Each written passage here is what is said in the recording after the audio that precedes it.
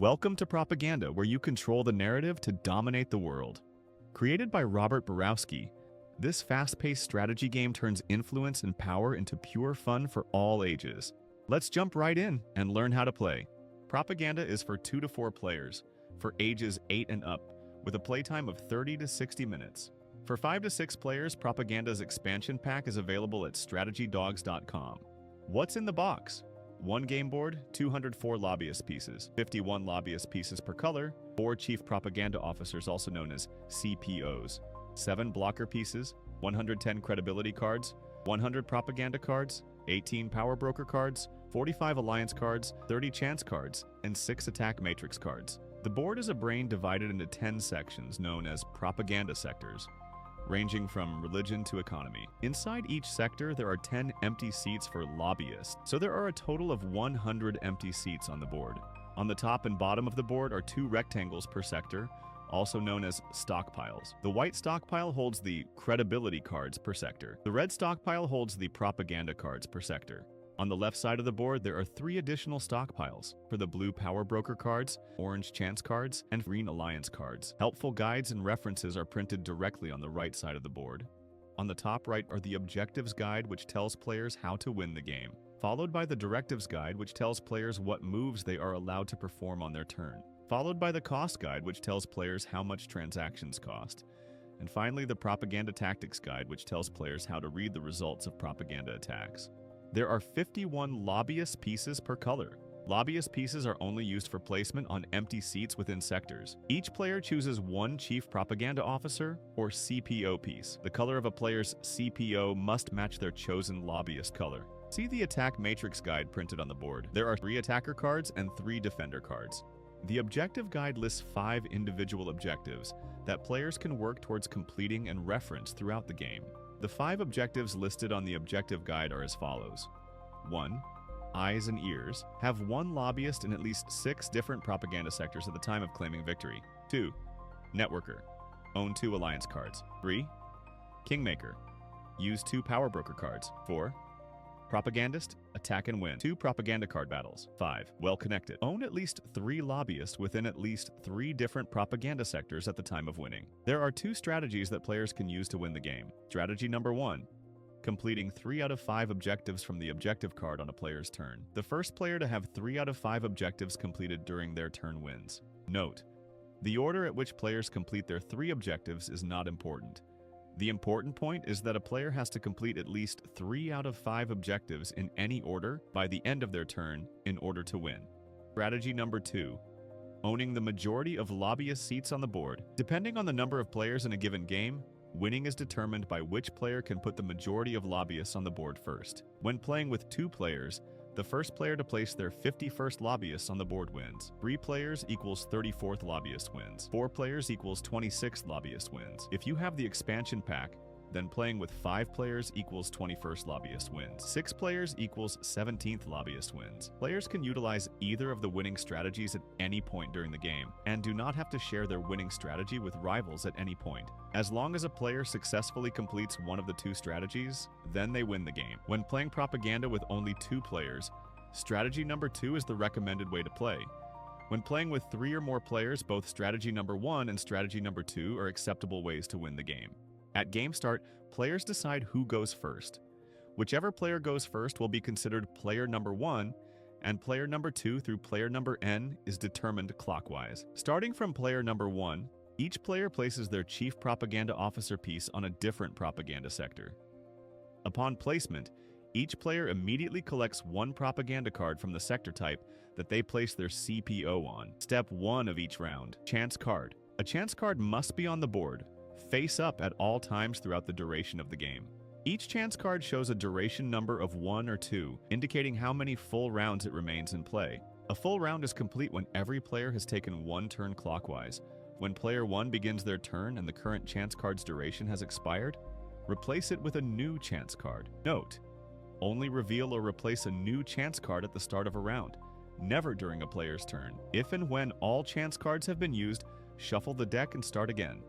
Step 2 of each round, directives. On a player's turn, a player must perform up to 5 directives in any combination. Repeated directives are permitted. Please see the Directives Explained portion of this video for more information about each directive. Step 3 of each round, card count. At the end of a player's turn, validate if the player is holding over 5 unused propaganda cards. If the player is holding more than 5 unused propaganda cards, then please see the Holding over 5 unused propaganda cards explained portion of this video for more information. Then rotate clockwise to the next player's turn until the round concludes. Directive option number 1. Move Chief Propaganda Officer. A player can move their CPO over 1 propaganda sector per directive. Valid movements are left, right, up, or down. Players cannot jump across the board from the rightmost side to the leftmost side, nor from the topmost side to the bottommost. The CPO cannot move onto the active chance card space at any point. Directive option number 2.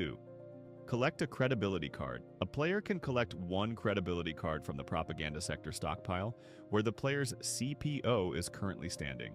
Players cannot perform this directive when the desired sector is blocked.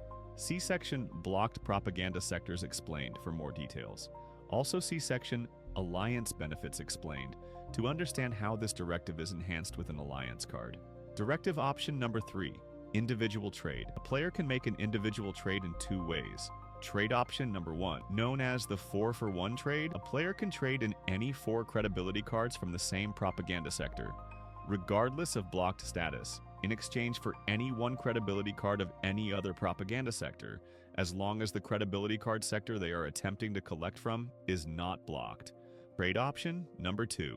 A player can trade any of their valid unused propaganda assets with any other player. There is no upper limit to how many cards are allowed within an individual trade. A player cannot trade anything away for free. Therefore, an exchange of at least 1 card each must take place between the trading players. Valid trade propaganda assets include credibility cards, unused propaganda cards, unused power broker cards. Invalid trade propaganda assets include lobbyists, alliance cards, used propaganda cards, used power broker cards. Mixing valid trade propaganda assets is allowed during an individual trade. Note: trades can only occur with the player whose turn it is. Therefore, 2 players whose turn it is not cannot trade with one another. Directive option number 4. Buy a lobbyist. See cost sheet section to understand the cost of buying a lobbyist. Players cannot perform this directive when the desired sector is blocked. See section Blocked Propaganda Sectors Explained for more details. Also see section Alliance Benefits Explained to understand how this directive is enhanced with an alliance card. Note: once a lobbyist has been placed on a given sector, players cannot transfer these lobbyists to a different sector. Directive option number 5. Buy a propaganda card. See cost sheet section to understand the cost of buying a propaganda card. Directive option number 6. Attack with a propaganda card. A player can use 1 propaganda card to attack 1 rival player only if the following 2 criteria are met. Attack criteria number 1. The attacking player and the rival defending player both have at least 1 lobbyist in that given propaganda sector at the time of the attack. And number 2, the attacking player's CPO must be placed on that given sector at the time of propaganda card attack. Players cannot perform this directive when the desired sector is blocked. See section Blocked Propaganda Sectors Explained for more details. Also see section Alliance Benefits Explained to understand how this directive is enhanced with an alliance card. If the 2 attack criteria are met, then the steps to follow during a propaganda card attack are: Step 1. The attacking player reads the attacking propaganda card aloud for the table to hear, and then the attacker selects which rival player's lobbyist they are choosing to attack within the given propaganda sector. Step 2. A. The attacking player chooses one of 3 attacker tactic cards in secret. Step 2b. The defending player chooses one of 3 defender tactic cards in secret. Step 3. Both players show their chosen attacker and defender card at the same time to all the other players at the table. Step 4. Both players view the decision matrix printed on the board to understand who wins the propaganda attack. Step 5. If the attacking player loses the attack attempt, then the defending player gains 1 credibility card from that propaganda sector stockpile where the attack took place. This is the defending player's reward for not believing the propaganda. Also, the attacking player must then return the failed propaganda card back to the stockpile because they failed the attack. However, if the attacking player wins, the defending player must remove 1 lobbyist from that propaganda sector, and the attacking player keeps the successful propaganda card face up for the remainder of the game, which counts towards their winning objective and cannot be taken or traded away at any point. The attacking player who won the propaganda battle also collects 2 credibility cards from that propaganda sector stockpile as a reward for winning the propaganda battle. Note, propaganda cards can be used to attack right away upon purchase if the player chooses to do so. Note that attacks must match the type, meaning that a propaganda card may only be used against its corresponding propaganda sector. For example, a government propaganda card can only target the rival lobbyists in the government sector. Directive option number 7, buy a power broker card. See cost sheet section to understand the cost of buying a power broker card. Directive option number 8, attack with a power broker card. A player can attack using their acquired power broker card as long as the attacking player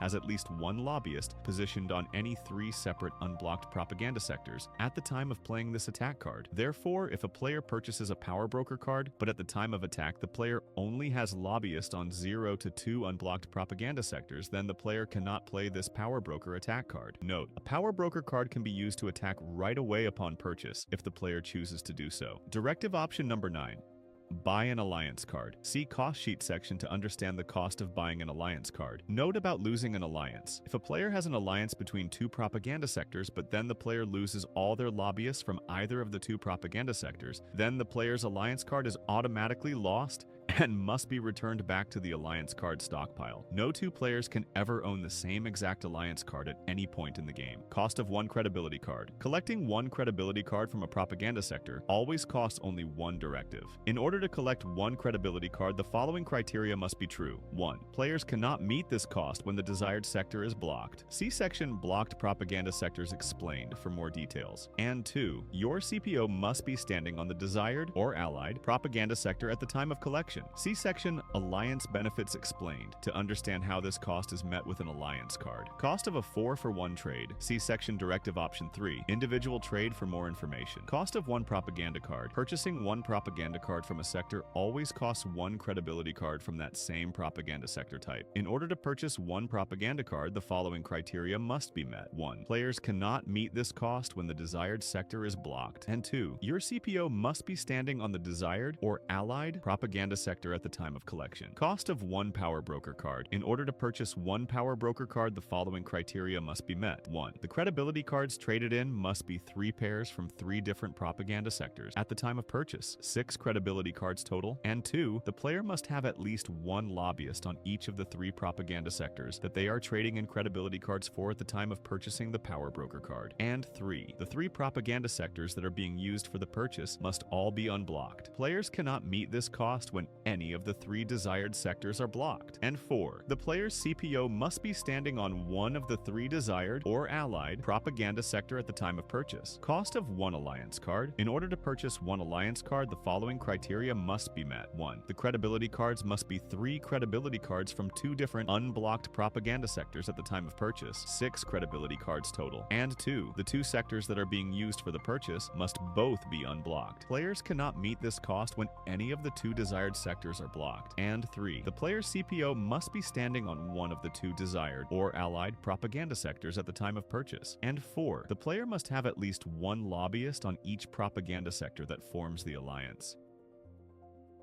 Note, if the player loses all lobbyists on either side of the alliance, then the alliance card is no longer valid and returns to the deck. Cost of buying out an alliance card that a rival player already owns. If a player already owns the desired alliance card, then rival players get to buy out that alliance card by paying 2 sets of 6 credibility cards from the 2 propaganda sectors desired to form an alliance. 12 credibility cards total during their turn. When bought out, the alliance card immediately transfers to the purchasing player, and the former owner loses all alliance benefits from that alliance card. Cost of lobbyists. In a given propaganda sector, the first lobbyist costs 1 credibility card of that propaganda sector type. The second lobbyist costs 2 credibility cards of that propaganda sector type. And on until the 10th lobbyist costs 10 credibility cards of that propaganda sector type. Note, the player's CPO must be standing on or allied to the propaganda sector that the player desires to buy a lobbyist on at the time of purchase. There are only 10 available seats per propaganda sector, so there is no option for buying an 11th lobbyist because an 11th seat does not exist. Only when a propaganda sector has all 10 seats filled with lobbyists, players can pay credibility cards to replace a rival color's lobbyist within that propaganda sector. If the player would like to buy out a rival player's lobbyist, then it costs the remainder plus 1. For example, if player number 2 wants to buy out a lobbyist, it then costs 9 non-player number 2 lobbyists plus 1, which equals 10 credibility cards of type education. Continuing with this example, if player number 2 wants to buy out another lobbyist, it costs 8 non-player number 2 lobbyists plus 1 equals 9. Credibility cards of type education, and so on.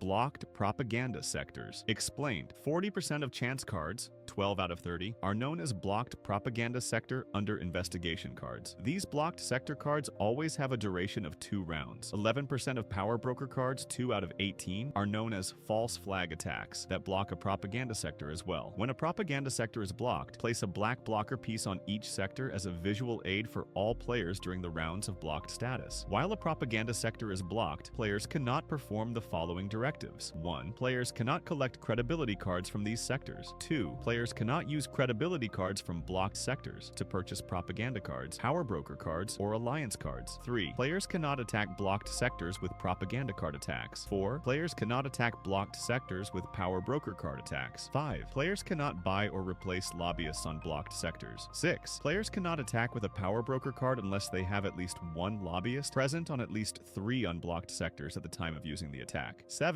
Players cannot utilize alliance card benefits from blocked sectors. While a propaganda sector is blocked, players can perform the following directives. 1. Players can move around the board regardless if a propaganda sector is blocked or not. 2. Players can trade cards with each other or standard 4-for-1 back to the stockpile. Players can trade in credibility cards back into a blocked sector stockpile, but they cannot collect from a blocked propaganda sector stockpile. Alliance benefits. Explained. An alliance card saves players the need to move their CPO across the board for collecting credibility cards, buying and attacking with propaganda cards. As long as an allied player's CPO is positioned on one of the 2 allied propaganda sectors, then it is as if the CPO is positioned on both of the sectors at the same time and performs directives on behalf of either propaganda sectors at the time. For example, if player number 1 has an alliance card between propaganda sectors government and economy, and player number 1's CPO is positioned on government, then player number 1 can draw credibility cards from either government and/or economy as part of their 5 directives. Player number 1 can also buy propaganda cards from either government and/or economy as part of their 5 directives, but the cost is still the same, so only economy credibility cards can buy economy propaganda cards. Economy credibility cards cannot buy government propaganda cards even though player number 1 has an alliance between the 2. Note: players cannot chain alliance benefits. For example, if a player has an alliance between government and economy, and the same player also has an alliance between economy and media, then if the player's CPO is positioned on government, then the player cannot collect credibility cards or any other benefits from media. On the other hand, if the player's CPO is positioned on economy, then the player can utilize the benefits from all 3 propaganda sectors because economy is the common link between the alliance cards.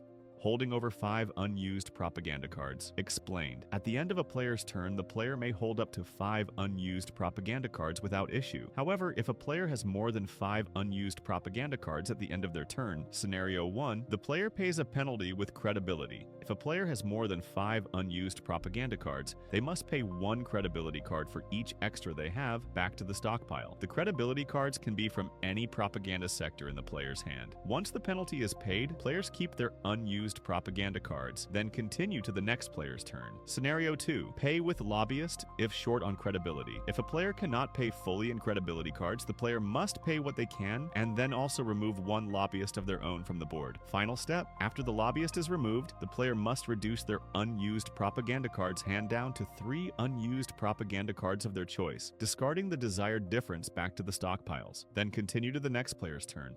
And that's all there is to it. We hope you have fun playing and learning about propaganda. You're ready to control the narrative and dominate the world. Send feedback to support@strategydogs.com, and don't forget to leave a comment below, like and subscribe. Note: the following gameplay options are for advanced and experienced players only. We recommend beginners skip this portion of the video. Experienced players are encouraged to come up with house rules and choose additional ways to play. For example, if playing with 2 players, then your house rule could be that all 5 objectives must be completed in order to win, or 5 out of 5 objectives along with domination of 51% of the board. Another example can be first player to have total ownership across 3 propaganda sectors and win 5 propaganda battles wins the game. We encourage players to get creative with their own house rule objectives and post them online as part of the propaganda board game community. Thank you for watching, and always remember to have fun while learning.